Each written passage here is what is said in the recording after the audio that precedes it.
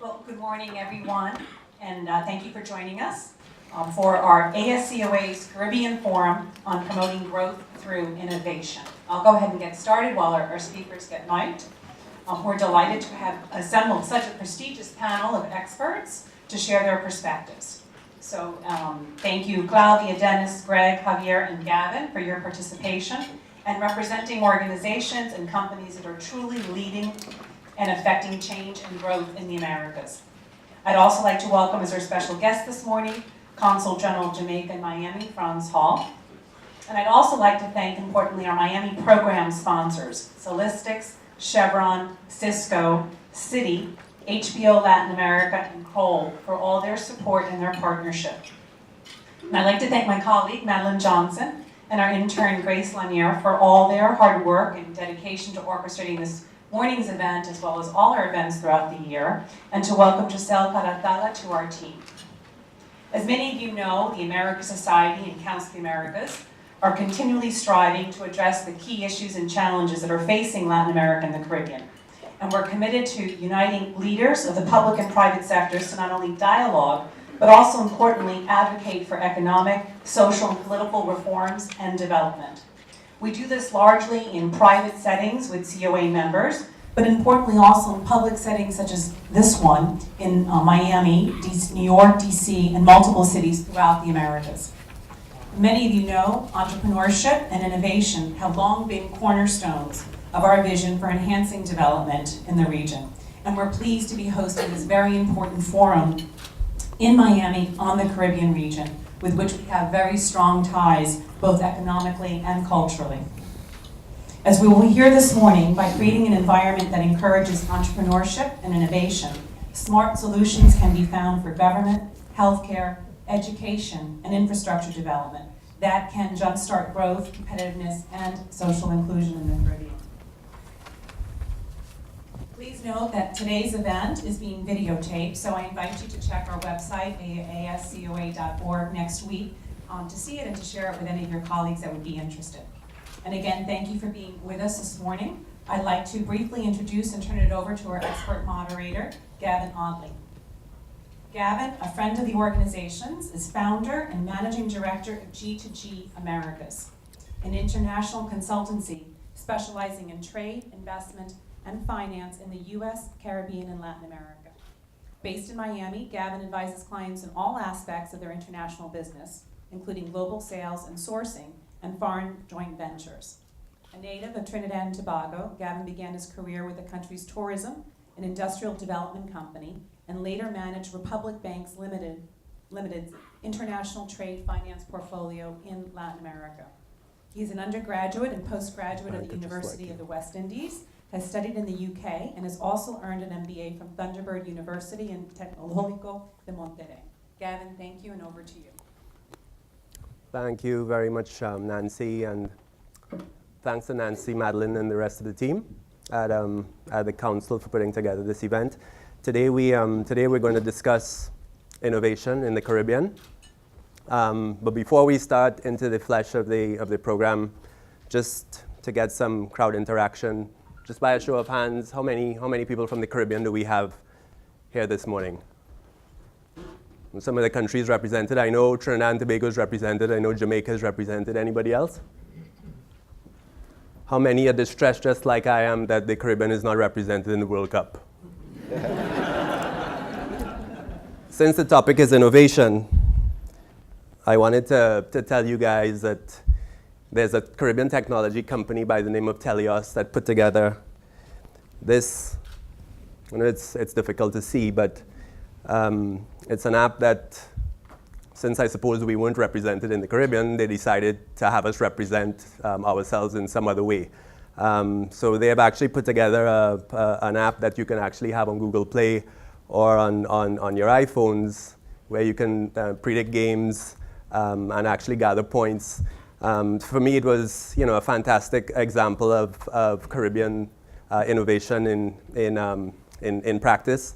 The application has actually been downloaded globally, pretty much on every continent. So those who are still interested in predicting games in the World Cup, feel free to have a look when you can. Just by way of another example, when Madeline and I spoke about this event about a week ago, it just happened coincidentally that I had just read an article that read something like this: Caribbean school wins global award for best space experiment. And the headline really impacted me because, number one, it was a school from the Caribbean, and number two, it was a global competition commissioned and partnered by NASA. And when I read this story, I felt even more proud, knowing that this was a school in the Caribbean, and the competition was actually put together pretty much or entered in by 11 to 14-year-old preteens, right? And what struck me particularly in the article was a quote by a member of the team on the Caribbean high school that won the competition. And the title of the competition itself, or of the proposal itself, read something like the ionization of Earth's atmospheric something that requires translation. And when I read this little 13-year-old's quote, I felt really proud. I felt a little dumb myself because I had absolutely no idea what he was referring to. But let me share the quote. One member of the team, 13-year-old Darren Calawan, confidently explained, "The ionization investigation seeks to measure the extent to which an electromagnetic field is generated as the payload moves through the ionosphere." Now, who speaks like that at age 13, right? But again, for me, being a son of the Caribbean, I felt really moved and really proud that this is the type of intellectual energy that we're generating in the Caribbean. Now, some of the macroeconomics of the Caribbean may not be favorable, as Dennis will share with us in a little while. But it's good to know that notwithstanding the challenges that the Caribbean faces, we have success stories such as these: Caribbean technology company developing an app for the World Cup, Caribbean high school winning a global science award. Okay, so that's how I want to frame today's discussion, just in terms of some of the success stories that are coming out of our little Caribbean region, of which I think all of us should be very proud. Okay, so now what I'd like to do is to start the meat of the discussion and zip my own lip a little bit and get the experts into conversation. Just a quick note on format. What we will do to kick things off, each of the panelists will start up just giving 5 minutes roughly of introductory remarks to one kickoff question. And then all of us in the panel will start an interactive conversation thereafter. And then we open up the floor. Okay, so in the same spirit as so many of you put up your hands with such energy, we want to see similar energy when it comes to the Q&A, right? All questions are smart questions. There's no stupid question. So we encourage questions to be answered insofar as time permits. Okay, so let me just get quickly into the bios. You should have the full bios of each of the panelists in front of you, but I'll just go through the bios, a condensed version of the bios, and then we'll kick things off. To my right is Dennis Evans, the cluster head for the Caribbean at Citibank since August 2012. In this role, his responsibilities cover the markets of TNT, Bahamas, the DR, Haiti, Jamaica, and Puerto Rico, as well as all unbranded countries in the Caribbean. Prior to his current role, he served as managing director with responsibility for Trinidad and Barbados, worked on the merger of corporate banks in Poland, and then served as global relationship bank head for Citi in Central and Eastern Europe, Middle East, and Africa. To Dennis's right, we have Claudia Stevenson, who is a senior specialist in the Division of Competitiveness and Innovation at the IDB, where she's been in charge of development of loan programs and technical cooperation in the areas of competitiveness, business climate, and access to finance. Her areas of expertise include public-private partnerships, development of institutional and regulatory frameworks to improve the business climate, and access to finance, project finance, promotion of clusters and supply chains, logistics, and support to small and medium enterprises in Latin America and the Caribbean. To Claudia's right, we have Greg Skinner, who is the Caribbean Regional Sales Manager for Cisco Systems.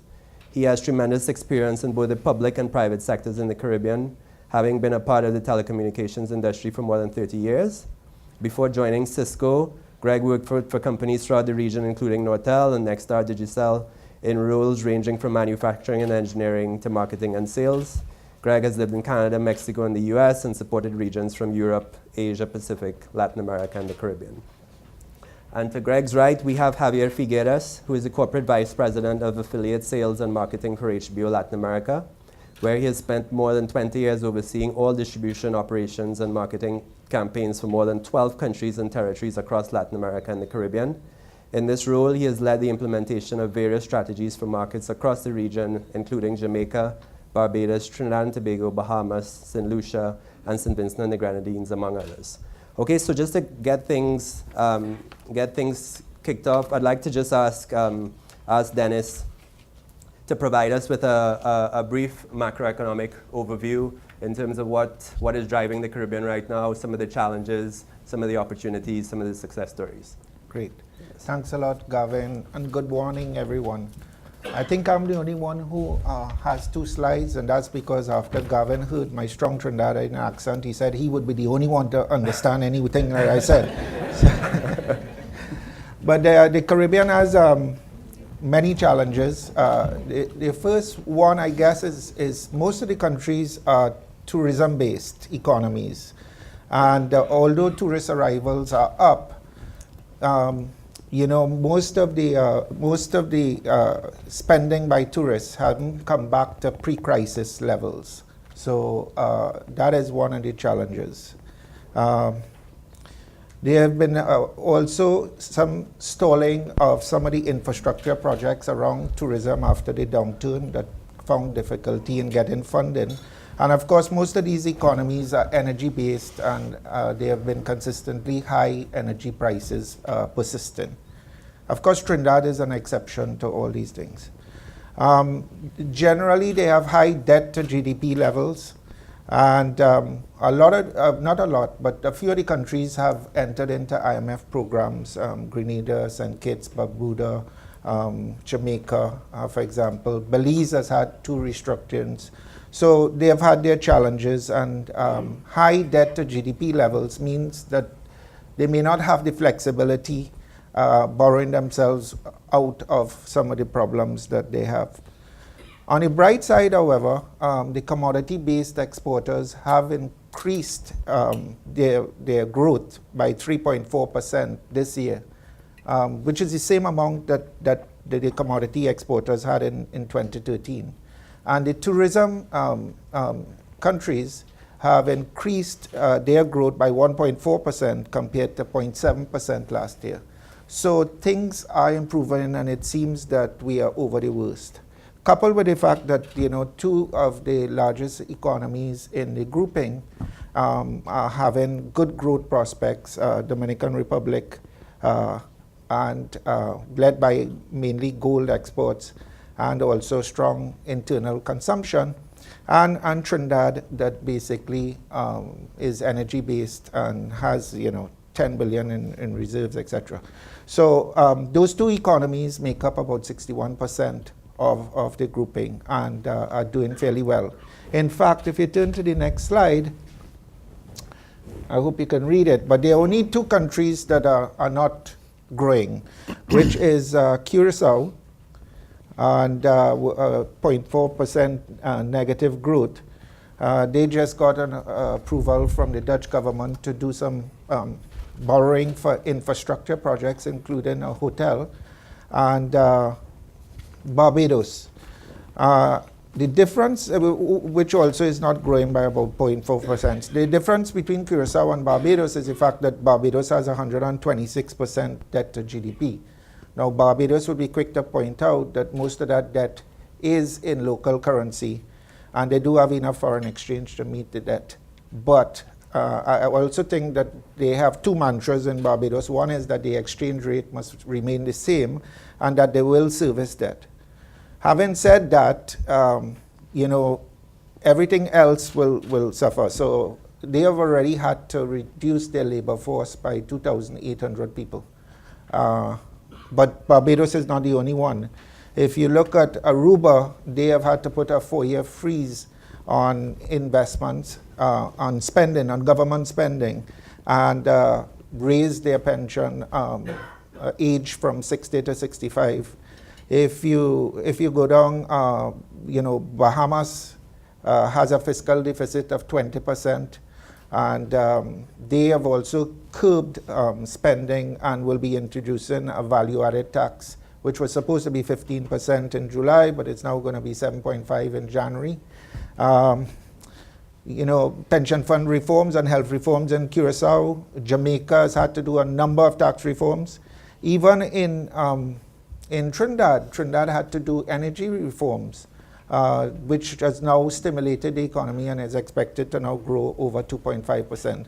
Trinidad has 10 billion of reserves, 5 billion in a heritage fund, has now turned the corner in terms of its growth.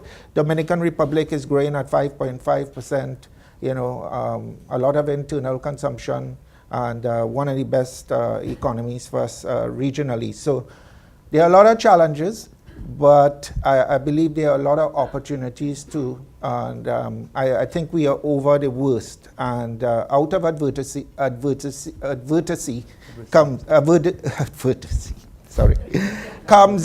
comes innovation. And I believe there will be a lot of examples being shared about how innovative the Caribbean has been. I know in Citibank, the Caribbean is known for its innovation, and I hope to share some of those examples with you all. Thanks. Claudia, I'd like to share some examples of approaches that the IDB has taken in terms of innovation and fostering innovation in the Caribbean. Yes, thank you. I would like to start by talking about what the bank does across the region in innovation and competitiveness.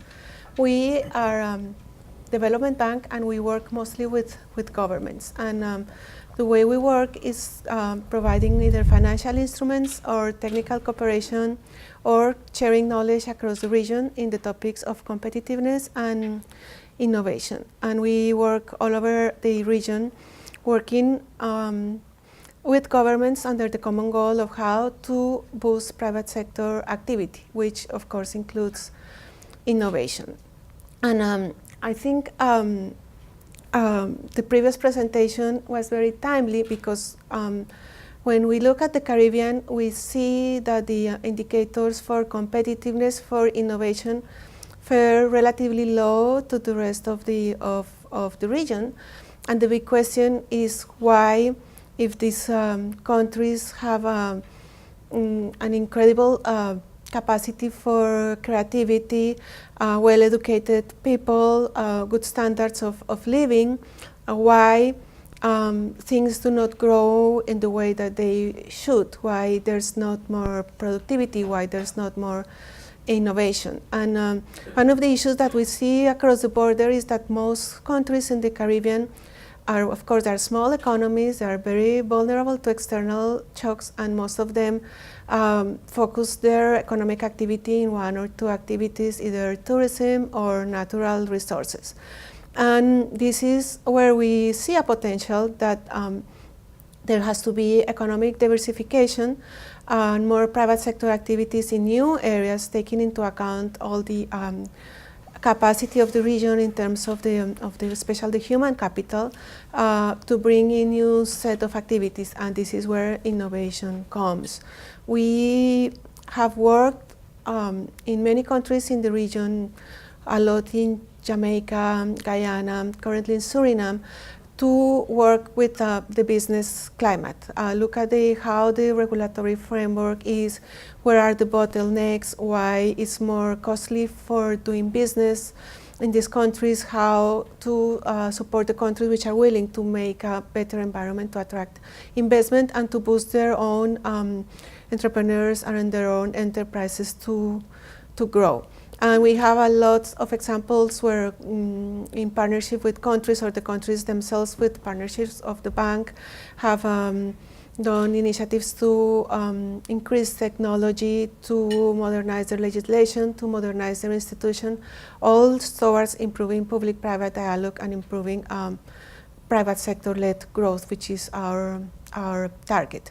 And also we have a regional program. It's called Compete Caribbean. I guess many of you are aware of that. It's been a very successful program. It's a regional program with grant resources.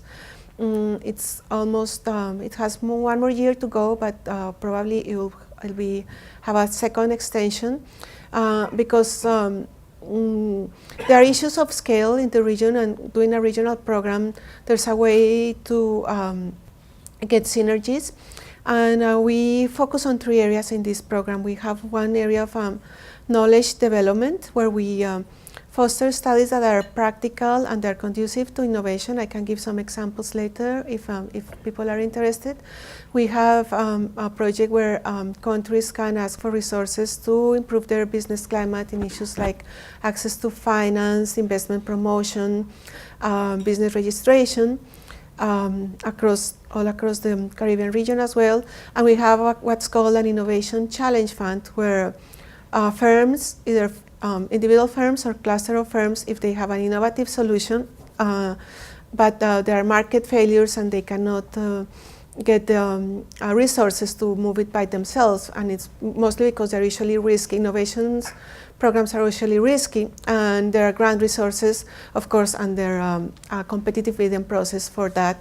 At this point, there are also very successful examples that show how innovative the region can be in so many aspects, because also challenges in the region brings the solutions, like the challenges in, for example, high cost of energies have brought people to think about how to lower the cost of energies, challenges in the areas that there are small economies, how to broaden the markets, or how to make the most of tourism in terms of value chains and getting the local economy more involved in the economic activity. So Thanks, Greg, you want to tell us a little bit about broadband penetration in the Caribbean and how that has helped foster productivity and innovation in the region? Sure, by all means. Thanks, Gavin, and thanks everybody for being here. Certainly broadband connectivity these days is now getting to the point where it's as important as water and electricity and things in our daily life. We certainly all use it, throughout our lives for business, for personal use, dating. I mean, everybody so everybody's using, the internet for something. So imagine if it wasn't there tomorrow. So certainly the growth of what's happening, this has been directly related to getting the growth out in the region. So there's a lot of studies that have been done. One interesting one that was actually done by the IDB shows that for every 10 percentage points of broadband penetration, you're actually seeing a GDP growth of about 3.2% and a productivity growth of about 2.6%. So pretty significant numbers when you take a look at it, and the opportunity that's there when I talk about the numbers that the penetration is in the Caribbean. One other interesting point on those studies is that you'll find that the growth for every 10 points or every substantial growth in undeveloped markets is higher than what that growth would be in a developed market. So the growth in the Caribbean for the 10% broadband penetration would be more than what the growth would be in a country like the U.S., where they already have a lot of the developments done. So it's pretty important, as you can imagine, to get that broadband penetration up.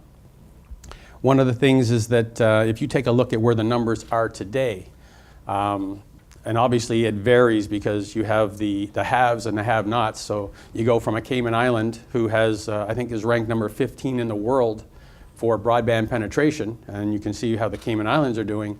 Then you go to a Haiti, who has, probably a 1% penetration. So there's a lot of room. So averaging it up, you're probably looking at the mid-single-digit penetration, broadband penetration in the region. So it's certainly something that there's a lot of room for growth. And you're looking at, in the US or developed countries, you're looking at probably a 30 to 35% penetration rate. So certainly significant room for growth. On the other hand, if you look at voice fixed lines, you'll see in some cases it's 200%. You go to Jamaica and everybody's got 2 cell phones. because calling from Digicel to cable to Lime and so on back and forth is too expensive, so they'll have two phones. So, but they haven't got to the data side of it yet. So the other interesting point was that you'll find that productivity actually went up even more on mobile broadband penetration. So the fixed line is one, but when you have, walking around with your iPads and your cell phones and smartphones, being able to be more productive. Maybe you don't have any personal time, but you're more productive in your business world to be able to make the business growth and so on. So certainly some interesting stats that are there. The other side of the coin is also the adoption rate. And although nowadays throughout the islands, there's a lot of connectivity. Arcos's networks in 360, all these networks are going and connecting the islands. So there's a lot of broadband connectivity to the majority of the islands now. The issue is getting that broadband connectivity out to the population. There's a couple things that warrant that. So you have the broadband, you have access to it, but you also have to have what's the right word I'm looking for the policies put in place by the government to be able to, for the training, for the legislation, for all those things to be able to get it out. And price needs to be certainly where the population can afford it to be able to use it. There's also training and stuff that has to go along with those things for the use and government use of it to make people want to use it. So, who goes anymore to go get their license plate renewed online? To the department, you do it online. Your license, pretty much everything now. I don't even go to a bank anymore. No offense, Citibank, but We prefer that. But who goes to a bank anymore? You can deposit your checks by taking a picture of it. So those are the type of things in productivity. You don't stand in lines and do those things. So I think that's where a lot of the things need to change in order to be able to get the productivity to its maximum. There's a lot of usage nowadays in the enterprise side. So if you're looking at the financial institutions, if you're looking at a lot of the manufacturing places, they're using it. They can afford the bandwidth and so on to do it. But we need to get that out to the general population. So that's really where the next focus needs to be. So I do concur with some of the numbers and what we've seen as far as the growth goes in the different islands and things starting to pick up. So hopefully this will all mesh together and we'll start going up in broadband use penetration, productivity, and so on in the Caribbean. Thanks, Greg. Javier, HBO has been in the Caribbean for a long time, so tell us, give us some examples in terms of some of the challenges you experienced in that time and some of the improvements, more importantly, in terms of introducing technology into the space. Of course. Thank you very much. Thank you everybody for being here. Thank you for the Council of the Americas putting this together. And yes, it's been challenging. I've been involved in over 20 years in the Caribbean, and definitely, it's great to be in this part of the business, in the entertainment business, not in the number business like Dennis and Claudia, but it's been great, but with many challenges.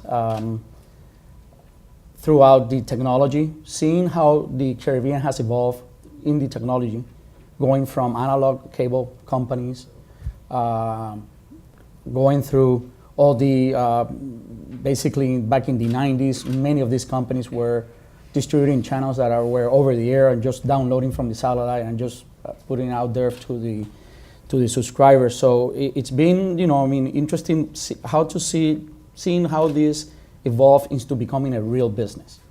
For us also internally, we had our own challenges because back in the 90s, I used to go out and knock on doors in the Caribbean. And, you are HBO Latin America? No, you Latinos, come on, get out of here. We come back when you have the HBO that we want. And that was, it was challenging itself for us. The market was not there. It was not prepared either.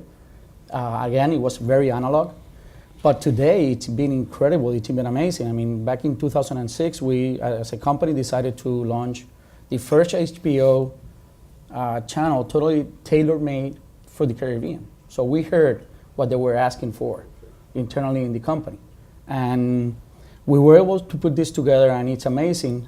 Yesterday, last night, getting ready for my presentation, seeing how it has evolved in the number of subscribers and in revenues for the company. We're talking about tenfolds. It's amazing. 2006, fast forward 2014, we just created another Max, which is another brand of the channels.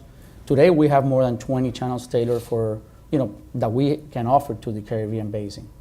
All this has been able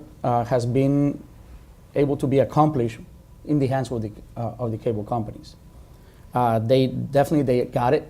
They got into the business of digital first, so they started doing digital rollouts, and then they got into the business of internet. So definitely, hand by hand, we both grew together, the cable companies together with all the great things that we were putting together. Today, we offer video on demand, something, HBO on demand, something that it was unthinkable back in the early 2000s.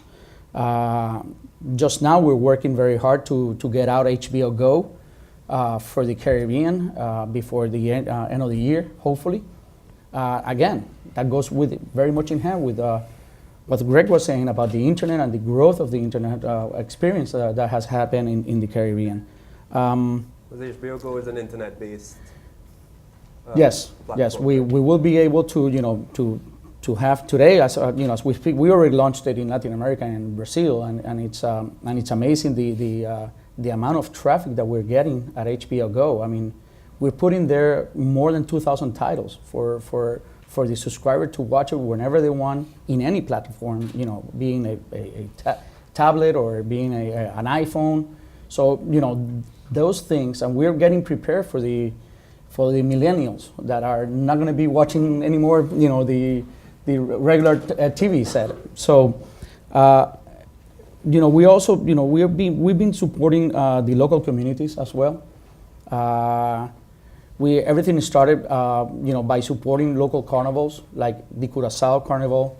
We supported Aruba Carnival. But when I say supported, we sent a crew to really actually, put together a piece, that we were able to showcase in one of our channels, and it was amazing. But then again, this was back in the early 2000s. When we got into Jamaica, one of the strategies that we did, since we worked hand in hand with the government, especially with the Broadcast Commission, who helped us, fix a problem that we were facing there. We, in turn, started, we covered for 2 years in a row the jazz festival, which is very big in Jamaica. Music is very big in Jamaica.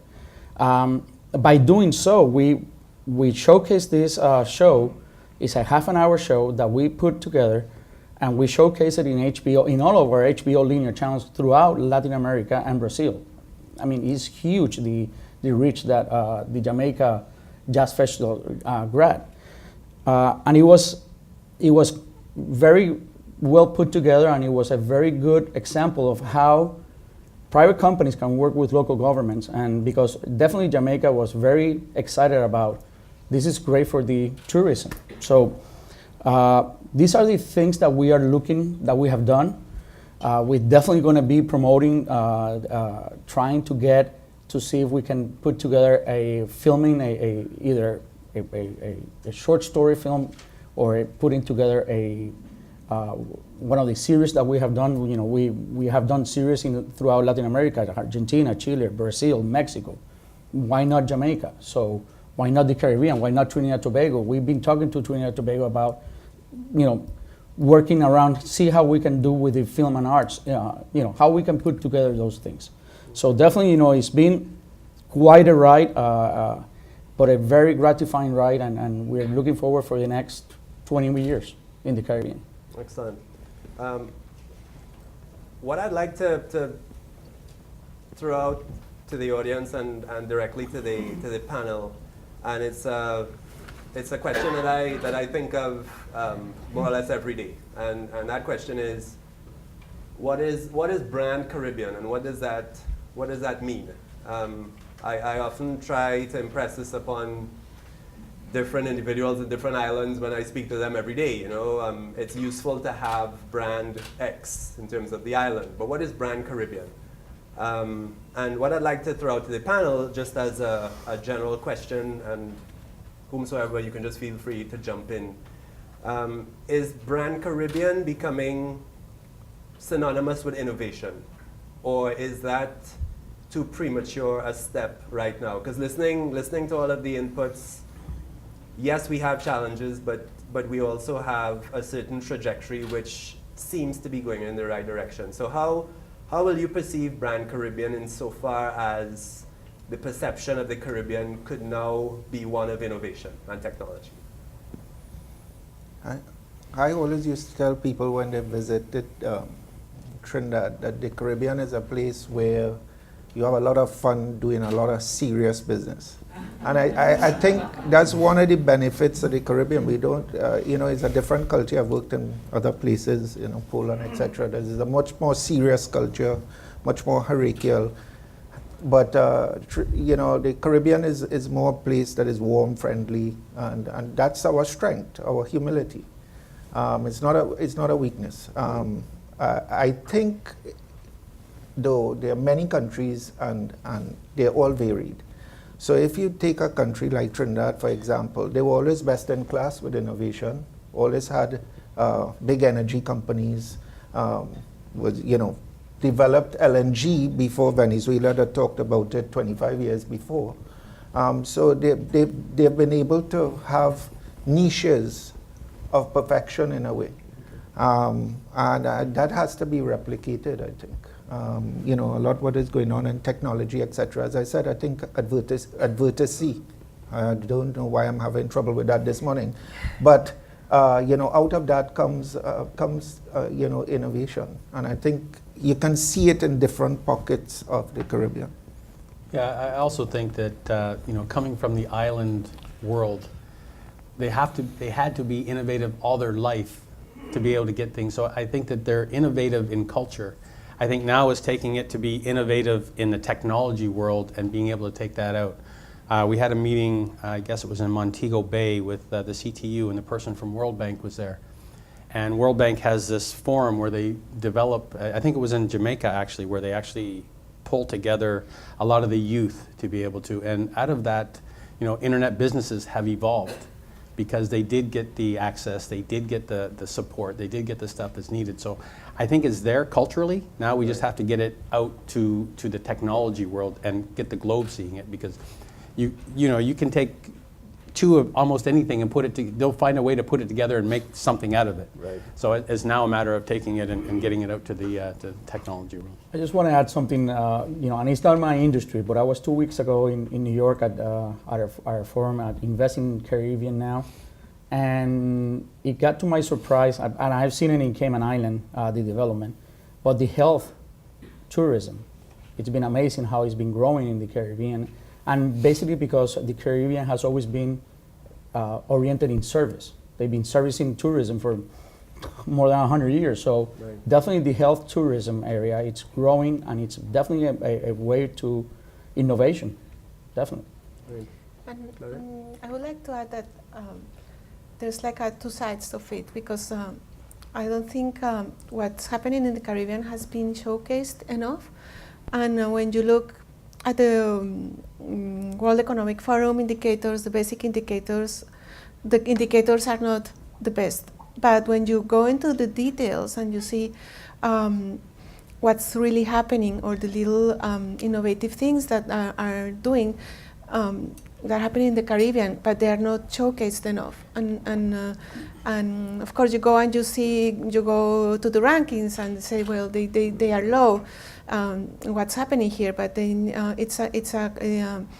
there's a lot of creativity everywhere. The very rich culture, what we call the orange economy of the arts and the creativity and the music. There's a potential for branding there, very important. And also we've seen so many things happening in energy, in ecotourism, in health services as well.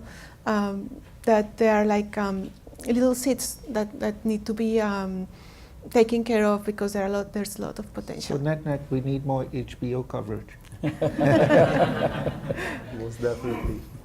But Claudia, just a little segue based on what you just said. We're seeing increased, and I'm sure you'll see this in your work with the IDB in the Caribbean, increased entrepreneurial activity in the Caribbean, throughout the islands. But a significant challenge faced by many of these entrepreneurs is access to capital, right? Dennis, you probably have an opinion on this as well. What is your take in terms of access to capital being an issue for innovation in some of our territories, especially insofar as access to capital relates to some of the smaller entrepreneurs who have innovative ideas, right? They have innovative ideas, innovative concepts, but to translate those ideas into something tangible, capital sometimes is a major restriction. What are your overall thoughts on access to capital and some obviously funding sources that you could share with us? Yes, access to finance and access to capital is a bottleneck everywhere for entrepreneurs and innovators. That's it's a market failure in itself.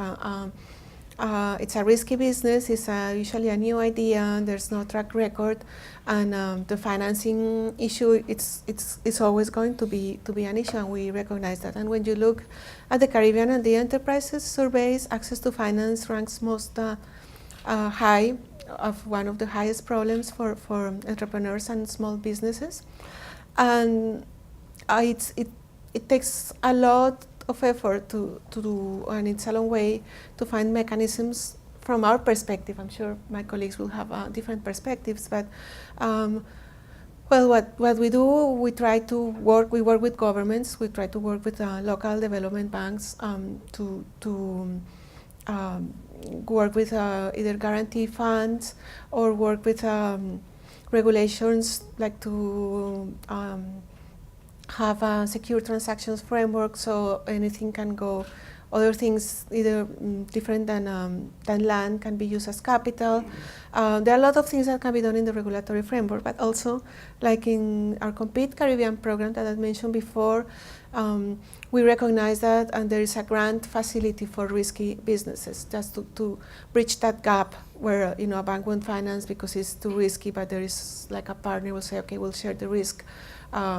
But of course, what we do is a drop in the bucket, because there's so much. Will those funds go directly, Compete Caribbean, will those funds go directly to a private sector entity or through the channel? Through no, the in government? this particular case, goes directly to the private sector. Okay. But of course, there are limited funds. There have to be counterpart, which also sets a limit in itself, because it cannot be like anybody with an idea. They have to have some backing, and that's kind of a chicken and egg question always. Right. Yes. Dennis, any thoughts on? Well, on the corporate side, there's a lot happening. If you look at Chinese Exim Bank, for example, they're coming into the region in a very big way. In Bahamas, they have the Bahama project, $2.6 billion. They financed close to $2 billion. So the Chinese are basically coming in on the investment side. I think on the corporate side, I think it's a little easier. But that's my experience. But innovation there is key also in how you arrive at a solution. And my best example of that is when we were in like 2008, we were doing an advisory to the Nassau government in terms of putting together airport financing, and the recession came. And we were supposed to get an investment grade rating from one of the rating agencies, and it wasn't coming about. Bahamas didn't have a capital market. And we structured something with airport tax receipts that basically ring-fenced the financing without a government guarantee in the deepest heart of the recession, and got that distributed through local banks and some regional banks. And why we were successful is that the government was flexible enough to come up with a 50 million portion out of nearly 300 million of financing that was mezzanine. So they didn't get the original amount, and there was an amount that had to go into mezzanine financing, which we later took them out of. We did 3 subsequent deals like this, and they raised over $700 million. So innovation on the corporate side. I think when you get down to some of the smaller investors. I think this is where the government could come in, and with the multilateral agencies have programs in place for venture capital, etc. Because a lot of times, people come to the bank expecting capital. I do believe that we have pockets of areas that we could do semi-capital, like mezzanine financing, that could form a component. But really and truly, when you get down to the lower levels, you need more venture capital in your region to help stimulate. Greg, this question, Greg and Javier, really, this question is directed to you both, and Claudia, Dennis, feel free to chip in. One major issue I've seen, which is of interest to me personally, is improvement in social issues in the Caribbean, and economic development issues generally in the Caribbean. Greg, when you and I spoke, we had a great conversation about some of your work insofar as some of the social ills of the Caribbean: crime, education, healthcare. So I'm very curious, again, just in terms of sharing some of those insights with the audience. And Javier, you as well. What I'd like to see come out as well is, some of HBO's efforts as well, in terms of you touched on it in your opening remarks, but if you could share some more details in terms of the work that you're doing in the film industry, for example, tourism industry, for example, that can boost economic development in those territories. So, Greg. Yeah, so I think going across the piece, all of those areas from security, healthcare, education, all wraps around the government. And I think some of the challenges that are being faced is some of the legislation around some of those things. So being able to use, we've talked to different, we had a presentation actually in Trinidad, I guess it was probably a couple months ago, I think it was end of April, to the police commissioners throughout the whole region, and talked about having live cameras. And we actually showed the demo that we did, live cameras on the police officers and going through, and that's all great. Then each police officer, if there's in a situation, they can surround somebody can take a look at the other person's camera so they can see all areas, so they know what they're going into, and headquarters and the helicopter can see where everybody is. So that's all great for that particular crime action. But then what's the policy of the cameras on the police officers? When can they turn them on? When can they turn them off? Right. Everything's going to be recorded live, so it's not recorded and then downloaded when they get back to. So a lot of very, political issues, personal issues, social issues that come along with that. Same as in the healthcare world. So just having consultation over a video screen. It's all very real and all happening, and technology is the easy part. We can put that in tomorrow. You can have high definition. They can look into your eyes and see the back of the retina in high definition. Probably better they can see it actually when they're looking through that little hole. So they can see all those things. But the problem is the policies that surround all those things is, having liability on the other side when the doctor's really not there with them, and having, being the use. So that's really where I think a lot of things need to come together, is the policy side of it in the government to be able to go forward. Obviously, funding and access to capital is not just in the private sector, it's in the government sector as well. So those are the type of things that we're seeing, slow down some of those developments. We're working a lot with the different governments to do a lot of those things, but right. It's, some governments have been talking about the same thing for 3 years and not moving it along. So it's So the access to the solution is there, yes, but the execution of the solution is where the challenge is. Is where the challenge is. Right. Javier, you want to just share some in terms of, again, economic development? That case that you shared with Jamaica Jazz, Trinidad Carnival being distributed into Latin America, for example, I think that's fascinating from a tourist standpoint. Maybe you could add some more detail. Yes, definitely. For us, it's been about 2 or 3 years that we've been trying to have a coverage of the carnival in Trinidad and Tobago, which I heard that it's one of the most important carnivals throughout the Caribbean Basin region. And locally, I believe that this time around we are going to be able to cover the carnival, and we're very excited about that. But we don't leave out any other islands or possibilities on doing other things, or either where it's a carnival or is something different. We believe that the Caribbean has a lot of stories to tell, and we are there, to see what opportunities there are. We are in conversations with, like I mentioned before, with the film and arts industry in Trinidad and Tobago, which also, really is very well involved into this, and they even have their own film festival. And we're looking into ways on how we can get that content, or either by buying that content that is already been made, or by us going out and doing a co-production together with a local production company, because that's what we do in Latin America. We just use local production companies, and that's a way we can definitely get involved more into social issues, into having more engagement within that particular island. We're looking forward to it. That's why today we have 2 channels that are tailor-made for the Caribbean, and we will continue trying to do the very best, coming with new inventions. As I mentioned, HBO Go, we also launching other channels in the OTT platform, the over-the-top platform. We're Right. launching Cinemax Go.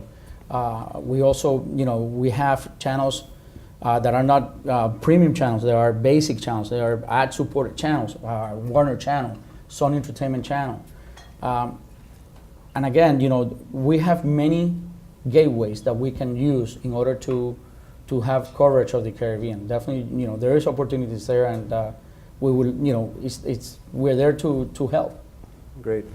I think that local value-added component that you mentioned is critical. I mean, Yes. many Caribbean governments, they could be a little skittish when it comes to foreign investors, but once you mention local content, that tends to ring a pretty good bell. Okay, final question, and then audience, get ready to start shooting your questions. Okay, final question, just again, general question to the panel.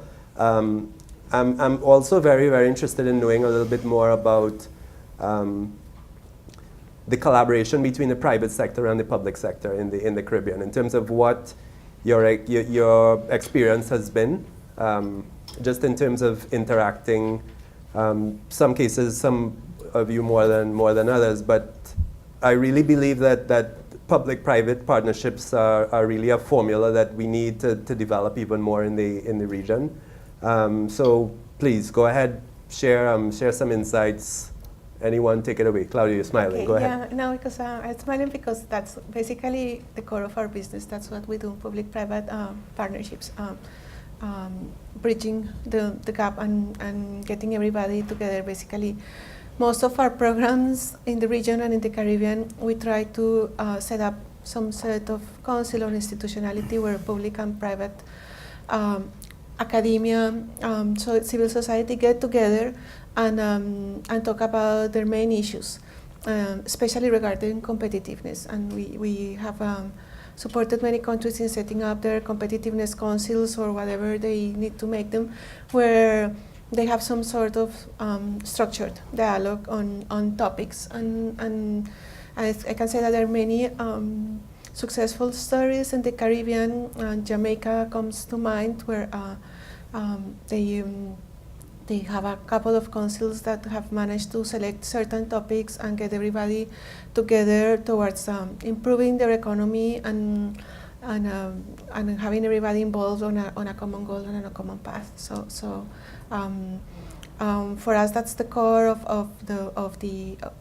what we do. Like governments cannot go their own way thinking this is what needs to be done if they don't hear their constituencies and their stakeholders what's needed to be done. And this is kind of what we advocate when we work with governments. And have you seen, collectively again, have you seen a willingness for both sides to work together? Because sometimes you can have a perception one of the other and no collaboration takes place. What is the willingness? Yeah, well, sometimes it'll seem that there can be lots of complaints from each side, but some sort of distrust. But part of when people start getting to talk together, and if they're move one initiative together, then kind of the ice breaks and things start happening. Okay. When there's an urgent project that the government, especially if it has political advantages, a new hospital or whatever, you see a lot of willingness to bring in somebody, design, build, construct, and finance, and have that partnership going. Great. Greg, Javier, any thoughts on? No, I mean, from our perspective, there's a few things Cisco's doing from the point of view of supporting it from a technology perspective. So doing some of the investment in that way and supporting the infrastructure side. And the other side, we're beneficiaries of the public-private partnerships, because a lot of them come in and they want to be efficient. Right. So they do put in a good technology infrastructure, and they do put in the stuff that's that a lot of other people would probably like to have, but the government agency doesn't go do that. So a few hospitals in the region have been built that way, and so on. So. Perfect. Have you any thoughts? Yes, definitely I can write a book. Yeah. Okay. But I'm not gonna, definitely we have had our experiences, and in each island is very different.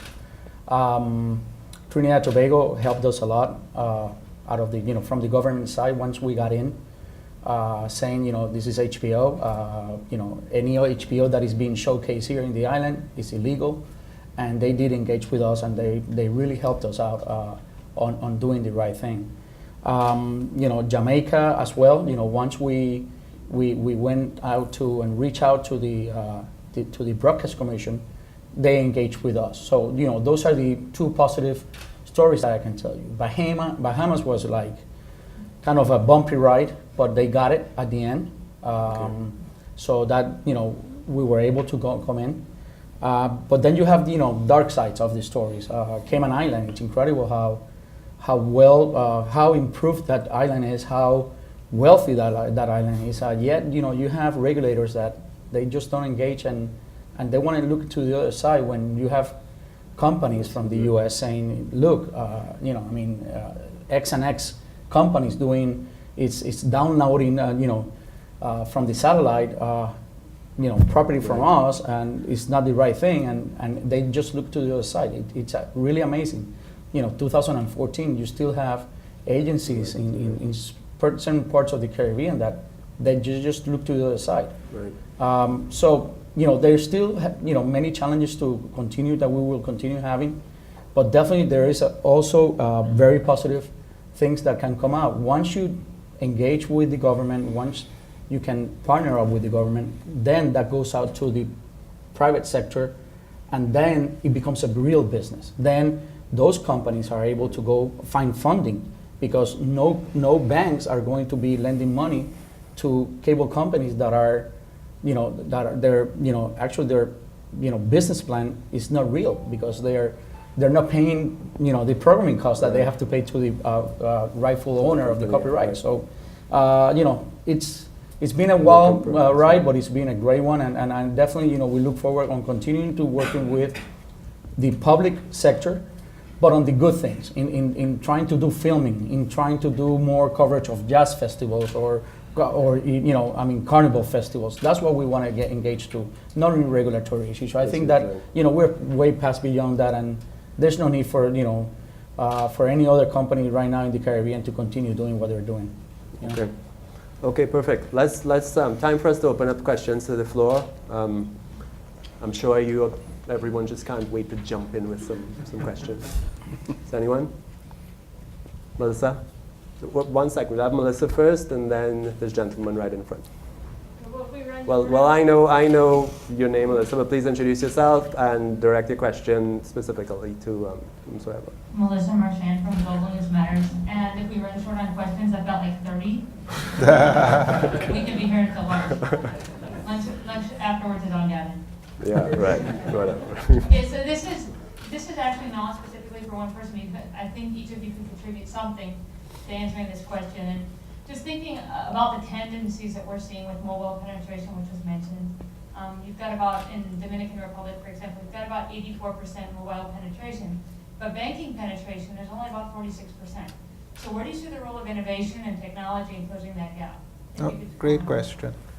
One of the things that come to mind, Dominican Republic is one of the few countries where we've rolled out a program, and it ties in with the security question and crime question, where a lot of suppliers supply via vans to small retailers and obviously have to collect cash, which is a security issue. And we developed a system where the retailers would now open accounts, which they have with a company called Tobago. They will authorize payment electronically to Tobago, which would then send the funds to Citi. Citi will send a SMS message to the driver indicating that the funds have arrived in the account and the delivery is done cashless. So two things is happening there. The unbankable, unaccount holders are now having to require accounts to be able to get delivery of the goods, so they become bankable. And also the use of technology to decrease theft, etc. In the same tenor, I'd like to point like an example from Jamaica, where we ask ourselves the same question, and the government asks the same question, like why there is such a high mobile penetration and such a low number in access to banking. And of course, tying the two things together, the answer is mobile banking. But to get there, to get the regulations in place, took a long time, and it was a long effort. Just because bringing something completely new with all the risks was difficult, especially in a country like Jamaica that's very strict in their anti-money laundering legislation, and wanted to be really, really careful on how to bring this new technology, because the issue of safety and all the external regulations on anti-money laundering came in, and that's where we kind of supported them with some expertise on how to do the regulation. And at this point now, they have two pilot projects on mobile banking geared specifically to reach the unbanked, which is a whole new area, because it's just not traditional banking. I guess it's going down the line here, so. But I think from my perspective, it gets back to the same thing as we just talked, is legislation. And if you take a look at it, mobile penetration is very high, but they have no broadband access. So in order to do banking mobile, you have to have some type of data access. You can't do it over SMS, other than sending a message that you get the thing, you get the money deposited. So you really need to have that penetration, and that gets back to affordability and all those other good things that are required. So. Sir? Great, I'm seeing hands. This gentleman had his up to Melissa, and we have two more in the. By the way, this section is sort of dominating. So we need to wake up on this. This is not a soccer match. Yeah, good, no problem. For your branding challenge, I'd like to suggest roots and wings. Culture and character roots, imagination and technology wings. But going to the Inter-American Development Bank and the program you mentioned that focuses on knowledge development, access to finance, and the other characteristic of talent banks, what role does copyrights, patents, and trademark protection play in the access to the pools you're trying to encourage to become interactive? Yes, it's an excellent question, because also what we have seen in many of the countries, the intellectual property legislation and the copyright legislation is not up to date, and the institutions sometimes need a little bit of strengthening, especially in the enforcement. And this we see that all over the region as a bottleneck. We are working in some countries in that area, because of course it comes out as an issue, and like in this competition that we have, the issue of confidentiality and how the companies are very cautious about sharing their ideas. It has come across as a very important issue.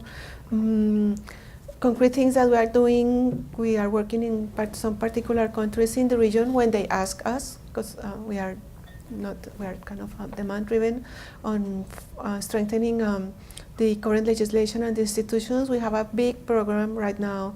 They're going in Suriname, just focusing on modernizing the intellectual property laws, but it's a long process. And also we are working with UI on doing a regional program for intellectual property commercialization. So we have the issue in our mind. We know it's an issue, but I think there's also lots of things that go even beyond that we can do, but we tackle the issue. Javier, intellectual property should be a big concern of yours, right? Okay, we have at least two on this side as well. Mike 3. Wonderful.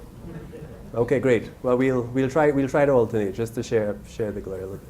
Worth McMurray, PwC. One of the historical issues of the region that hasn't been mentioned so far today is corruption. And I'd be interested in any of the views of the panelists on innovative initiatives, whether public sector or private sector driven, to fight this problem.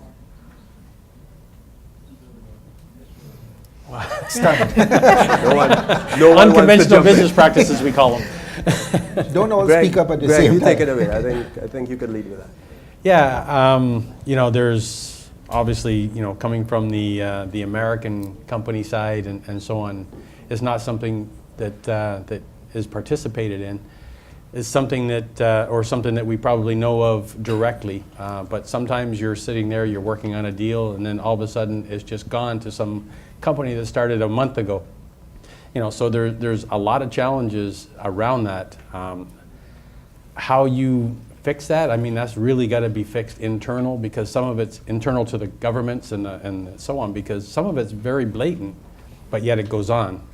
I think nowadays with the availability of news quickly, of the internet getting stuff out, I think there's a lot more stuff that's now coming to surface.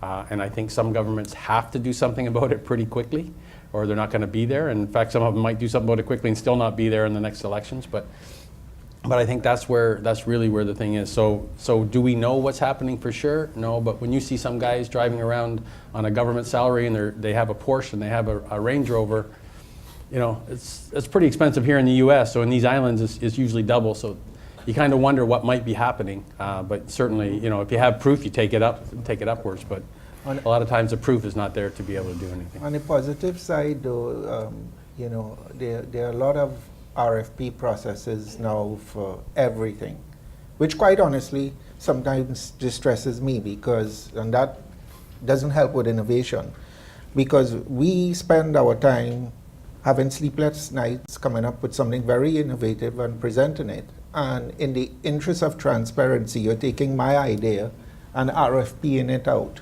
So obviously it has advantages for transparency, but it could also limit innovation, because you don't want your ideas getting out. But I would say I've seen across the board much more of a process around getting the right pricing, etc. And I think the media, is much more vigilant on stories than before. And I think from our side, of course, we work with the regulatory side and the institutional side. And one of the issues, once you introduce new legislation that includes transparency, consultation, it kind of at least gets some light into some dark places, or at least some processes are more streamlined and people know what's happening. Like some governments are forced to put everything on the internet, even in some cases the salaries of the people and all the procurement process. Many countries go into that, and it helps gradually. We all know it's a problem, but there are some progress in some areas. Fantastic questions so far. All questions are smart questions. Do we have someone on this side? Sir. Good morning, I'm Robert Hans of EOS Partners. I have another question for Claudia. You mentioned secure transaction registries, and we've been working with the IFC and the World Bank in a number of countries around the world, and it's been very successful. And I'm curious as to what the IDB is doing, what countries, what's coming up. It's may not be of interest to everyone, but it certainly is of interest to us. Thank you very much. Yes, well, we work across the region in that particular area. Basically in the Caribbean, we worked in Jamaica and supporting the legislation which was enacted last December, and they are now doing the registry. We are currently working in Suriname in the same area, and in Guyana in doing the legislation. Those are like the 3 countries where there's been interest. We did some work in Trinidad, but I don't think it moved forward that much. This is the 3 countries that are kind of moving forward. And as you say, we work on demand. That's where we've been asked for support. Just to follow up, do you only deal with the legislation, or you actually help develop the system? We help develop the system. We give resources. We have like for example, in Jamaica and now in Suriname, the resources to do the registry and the institutional capacity. We also work very closely with the IFC on that. We try to coordinate. It's loan funds to the governments.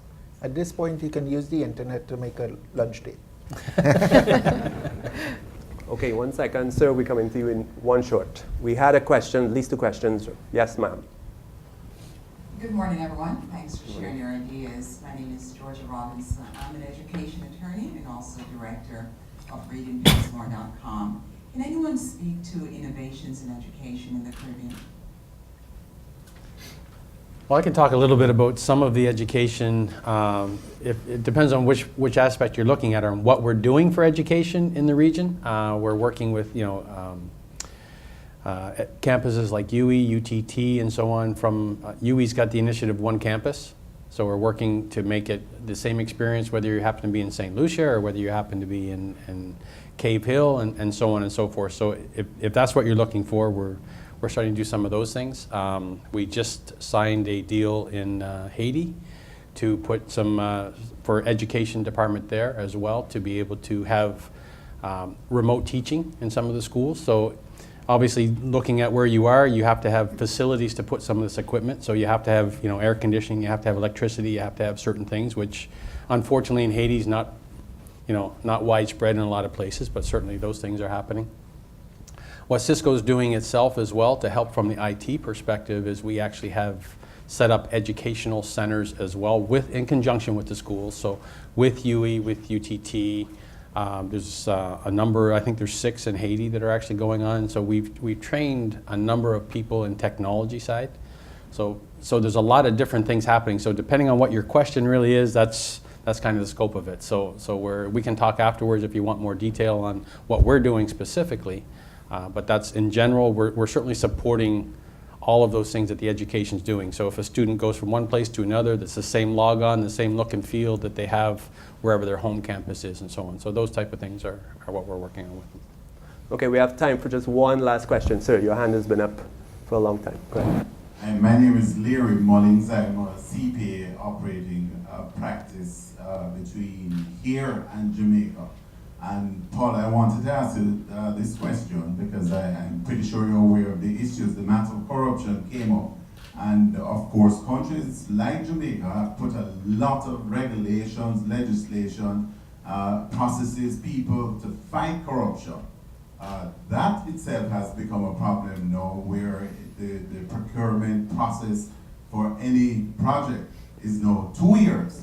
And so the bureaucracy is actually getting in the way of development. Wanted to get your thoughts on that. Yeah.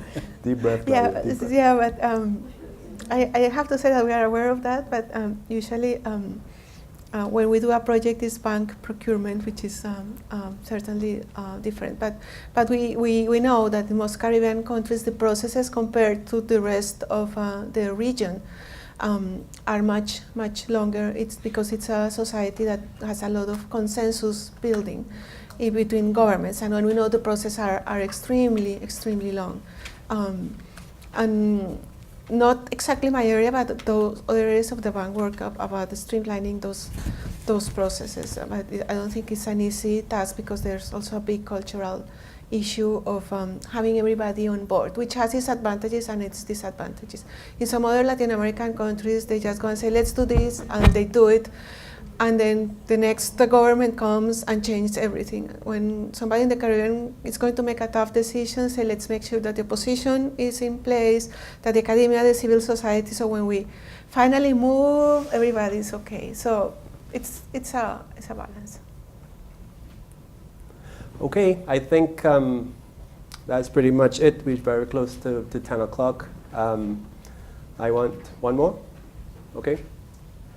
Got permission for some more, at least one more.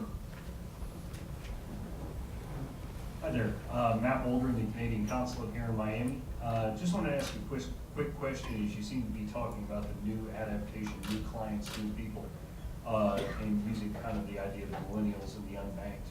Do you see this developing in a manner that's kind of Eastern or Western? Is it going to be an Asian model, or is it going to be, as we're seeing here, where the developed model moves in as typical TV, cable, then the mobile, or are we going to see kind of an Eastern model where mobile just overtakes it and becomes the first thing, and how's that going to affect your industry? Should I break that down a little easier? Okay. When you get the adoption and development of new technology, how do you see that landing in their hands? Through a more traditional model or in a mobile-first model?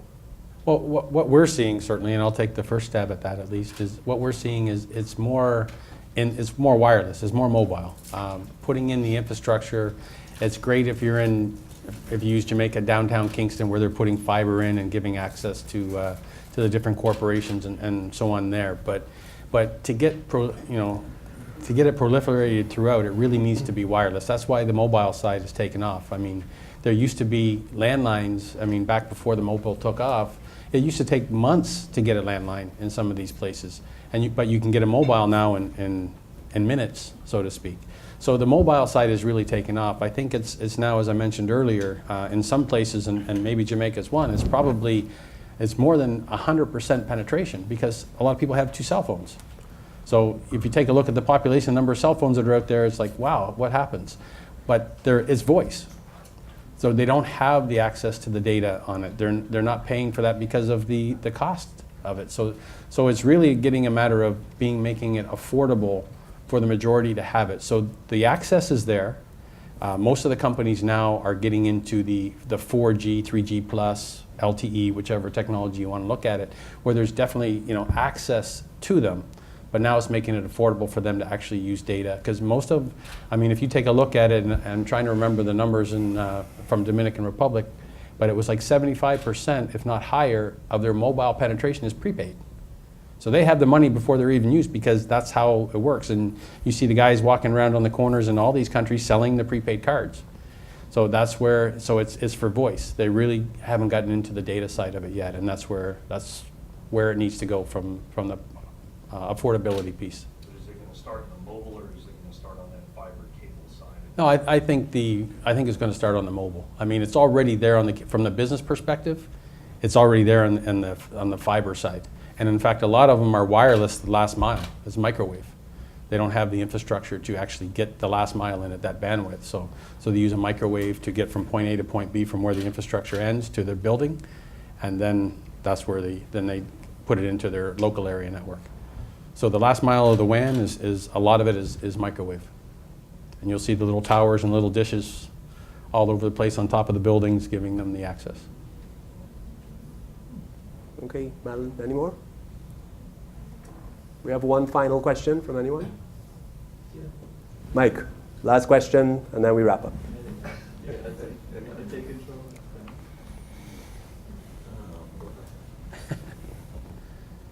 Good show, and I say simply marvelous. I'm enjoying everyone's opinions here. Regarding economic growth in the Caribbean, with the opening and the expansion of the Panama Canal, I think there should be a great thrust to be innovative, to be beneficiaries. How do you see that impacting what you guys do in the Caribbean?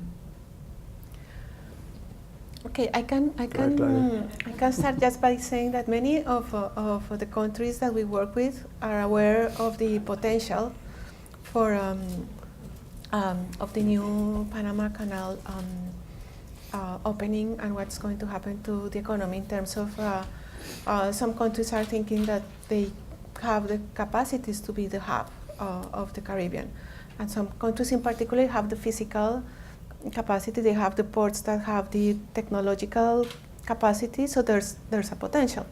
The issue is that maybe more than one country has that, and then there's probably only room for one, and that's kind of a big issue because it's a common good that if everybody gets together and agree there should be like one hub, it'll be great, but if everybody goes in their own way, then the benefits will not be there. But I'll say that some entrepreneurs have seen that potential already, and we've seen that. We saw that in one of our competitions, that we did a competition with diasporic investors. And in Jamaica, they set up ISO cleaning facility for tanks, which is unique in the region. And instead of having everybody get their tanks, for example, to England to be cleaned and back, they are going to sell it as we did in the region. So it goes back to my point that the capacity is there and some people are looking at the opportunities, but also sometimes there needs to be like a regional, and it goes back to the Caribbean branding, a regional way of thinking what's best for the region instead of what's best for only me. Yeah. Thank you. Any final remarks from the panel? 30 seconds. No, I'm excited about the opportunities that are there. I think there's a lot of room for growth, a lot of room for efficiency. So certainly things are moving in the right direction, and exciting times I think ahead for the Caribbean. Perfect. Anything else? Okay, thank you so much. This has been a wonderful event.